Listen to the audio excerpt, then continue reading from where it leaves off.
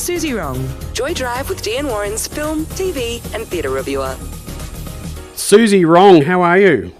I'm good. How are you, Warren? And nice to meet you, David. Good to hear your voice as well. Suzy, I'm really good because I tell you what, I've watched the NEWSREADER and there were 2 episodes and I'm finding it a bit of a tease because they're only doing 1 episode per week. Yeah, we're not really used to that anymore, are we? No, we're not. Do you want to tell us about it? The NEWSREADER takes us back to 1986 at a time when we found out about the world through our television screens. Anchor men and sometimes anchor women were held in high regard. They were people we looked upon as dignified and dependable, who not only reported the truth but were responsible for safeguarding it. How times have changed. The drama series looks at the inner workings of a TV newsroom, concerned mainly with Helen and Jeff, the prestige personalities stationed at the news desk, as well as junior reporter Dale, who wants very badly to move up in the ranks. The fictitious characters are depicted in tandem with historical events, beginning in episode 1 with the announcement of entertainer Paul Hogan as Australian of the Year and the Space Shuttle Challenger disaster, through to the return of the Halley's Comet in episode 2. I must say from the outset that all the actors are great. I think there are some splendid performances, especially by its leads Anna Torv and Sam Reed. But a show that starts with a woman committing suicide for quite a mundane reason and then being rescued by a mediocre white man that she hardly knows is never something I can buy into. And adding insult to injury, she has a nervous breakdown the week after for something so insignificant I had to rewind to make sure I hadn't missed the plot. This is not the kind of writing that I like, and as much as I find the cast to be very appealing, I'd probably not continue with the rest of the season. This is no Wakefield, listeners. Warren, your thoughts? Suzy, look, I'm not as harsh on it as you. I like the idea that it's combined nostalgia. You know, there's office politics in there. There's a little bit of what we think is romance, but and you've got sexual harassment happening in the office as well. Reminds me, the nostalgia part. It took me straight back to, for those who were in Melbourne in the 80s, when you had Jana Wendt and David Johnson doing Channel 10 Eyewitness News. David, I don't know if you remember that. Oh, I remember them all. You're too young for that. I thought that was good, I thought Helen, she does a good job in her role, and she's a professional, but she's a bit messy from what I can see, and I don't understand why. And I agree with you, Suzy. In the second episode, which I only watched last night, she was upset, and I don't know why she was upset, and it was quite a big, significant part of the episode. It makes no sense. It feels like a man's fantasy of how to make a strong woman for a television show with, because she still needs to have drama. So he still imagines her to be that kind of personality. And, women get harassed all the time. Like, that's our life. And, women get raped all the time. We don't just kind of break down and kill ourselves. We stand up and get on with things. So I think it really annoys me to see her break down again and again when clearly she has so much going for her. Some days, Suzy, I'm centuries older than Warren and Dee and everybody else here at the station, but some days it's interesting to see that our lives in history in past become period pieces. So this is sort of a period piece from 1986, things like sexism and certainly big hair. It's a great reminder to us, to relive how that was. But obviously we've come a long way. So for a younger audience, is this an appropriate program, do you think? I don't really understand. Like, I watch it and I know that it's going to be fairly successful. I think a lot of audiences will enjoy it because it's so conventional. I feel like I've seen this formula so many times. You want to go back and look at, the recent history. So, but I think also because I never grew up here in the 80s, it feels a bit distant from me.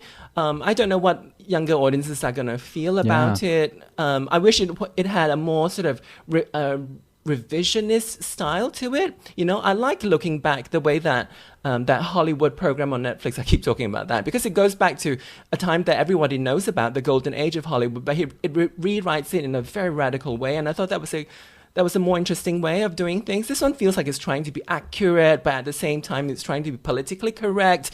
It feels a bit tired. Yeah, Hollywood certainly is a beautiful piece. It is a period piece, certainly not from my century, but it is fantastic. With this one, I'm just wondering whether, it's just been made for a middle-aged or an older audience to live in the good old days, which probably weren't that good anyway. We're talking to Suzy Wrong about the Newsreader, which is currently on ABC and streaming on iView. It's only one episode per week. We're 2 episodes into it. I believe there's 6. Suzy, something that I did really like about it, and that's the set. I found it's exactly what I imagined a newsroom in the 80s to be like. I mean, it's really well done. There's a phone on the wall. Even the fluorescent lights are, that old style of lighting.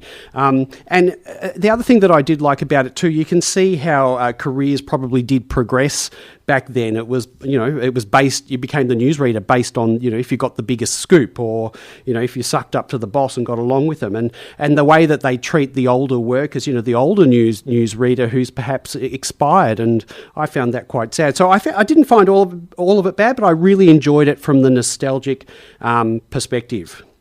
Yeah, it was very nostalgic, and I was surprised at how accurate they took the design stuff. I feel like I'm used to seeing people taking a bit more liberty with in terms of visual design, but it was very accurate, and I guess there is a certain charm to it.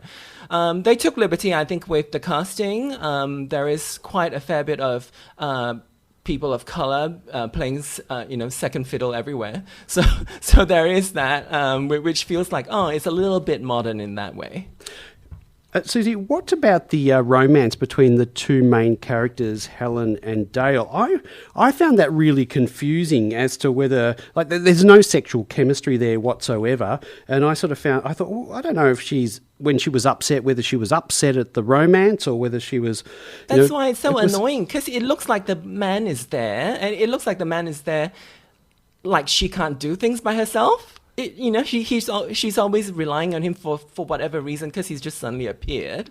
So that is really confusing. I do feel like the story is probably later on is going to be more about this young man, and the woman is there just because they need to have a woman in the center, because this is 2021. Of course, with the fashions, I'm thinking 80s parties. Of course, if anybody is going to an 80s parties, you can probably borrow those clothing sets from the ABC. But what do you think about the fashions? How accurate do you think they are?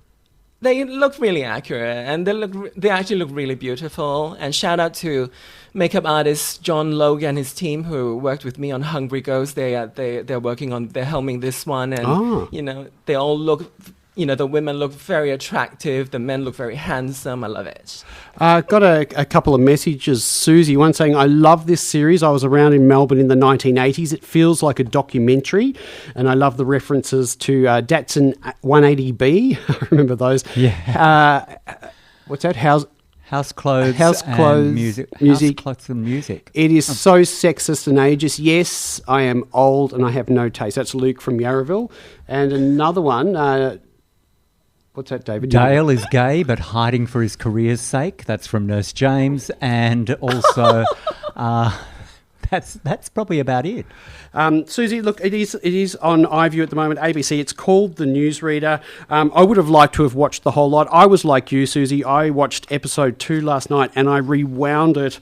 Not that we rewind anymore. Probably about 3 or 4 times, thinking I've missed something here. I don't understand what's going on. But because she was in such a state, and the whole story was about her, not quite being able to cope. But then there's no reason for her to be so upset. That was really weird. Yeah, absolutely. What's our homework next week, Suzy? All my friends are racist. Is that the I thought you were telling us off. Yeah.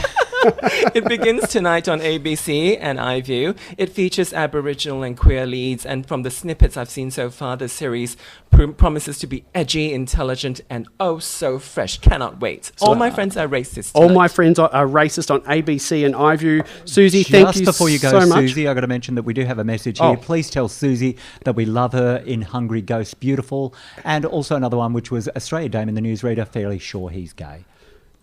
Thank you, Suzy. When will we see you next? I'll see you next Tuesday. Bye. Bye.